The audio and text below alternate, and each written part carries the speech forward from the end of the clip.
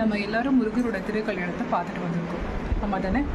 So திருக்கல்யாணம் அப்படிங்கிறது தெய்வானையும் பள்ளியும் வணக்கிறது மட்டும்தான். இந்த விஷயம் மட்டும்தான் எல்லாருக்கும் தெரிஞ்சிருக்கும். ஆக்சுவலாக முருகர் அந்த திருக்கல்யாணத்து மூலிமா நம்ம நாட்டுக்கு ஒரு மெசேஜ் சொல்கிறாரு.